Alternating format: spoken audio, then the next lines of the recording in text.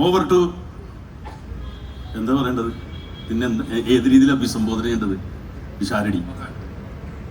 നന്ദി ടിനിച്ചേട്ടാ. ടിനിച്ചേട്ടൻ പറഞ്ഞതിന്റെ തുടർച്ച എന്നോണം ഞാൻ അമരക്കുറാൻ്റെ അണിയിൽ നല്ലവനായ ഉണ്ണി കഴിഞ്ഞ് ബാക്കി 6 പടത്തിലും ഞാനും ഇല്ല. പക്ഷെ ആ പടം തൊട്ട് ഈ പടം വരെയുള്ള എല്ലാ പടത്തിന്റെയും എല്ലാ ചടങ്ങുകൾക്കും നാദർശക്ക് വിളിക്കാറുണ്ട്.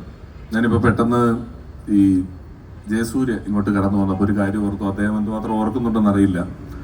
കുറച്ചധികം നാളുകൾക്ക് മുമ്പ് ദേമാവലി കുമ്പത്ത് എന്ന് പറയുന്ന ഓഡിയോ കാസറ്റിന്റെ റെക്കോർഡിങ് കഴിഞ്ഞ് രാത്രി റിയാൻ സ്റ്റുഡിയോന്ന്, ഞാനന്ന് കടവന്ത്രയിൽ ട്രിവാൻഡ്രം ലോഡ്ജിൽ 3-4 മ്യൂസിക്കാർ താമസിക്കണ്ടല്ലോ, അതുപോലെ ഒരു ഹോട്ടലിൽ താമസിക്കുകയാണ്. ഒരു വൈൻ റെഡ് കളർ ചെറിയ ഓൾട്ടോ കാർ ജയസൂര്യ കൊണ്ട്, ജയസൂര്യ സിനിമയിലായിട്ടുണ്ടെന്ന്, എന്നാലും എറണാകുളത്ത് നഗരത്തിൽ ഓടിക്കുന്ന കുഞ്ഞിക്കാർ, അതിൽ എന്നെ അവിടെ കൊണ്ട് ഇറക്കാമെന്ന് പറഞ്ഞ് റിയാനിൽ ഇങ്ങനെ പോകുമ്പോൾ ഞങ്ങൾ സംസാരിച്ച ഒരു കാര്യം ഉണ്ടായിരുന്നു. അതായത് എൻ്റെയൊക്കെ ചെറുപ്പത്തിൽ ഉൾപ്പെടുന്ന ഒരു കാലത്ത് ഈ മോട്ടിവേഷൻകാര് ഇപ്പോഴത്തെ അത്ര ഇല്ല. മോട്ടിവേഷൻ എന്നുള്ള വാക്ക് തന്നെ അത്ര കേട്ടിട്ടില്ല. ഇന്നാണ് ഈ കുന്നോളം ആഗ്രഹിച്ചാലേ കുന്നിക്കുരുവോളം കിട്ടുള്ളൂ എന്നൊക്കെ പറയുന്ന മോട്ടിവേഷൻ വന്നത്. അന്ന് അർഹിക്കാത്തത് ആഗ്രഹിക്കരുതെന്ന് പറയുന്ന ഒരൊറ്റ സ്റ്റേറ്റ്മെന്റ് പോകുമായിരുന്നു.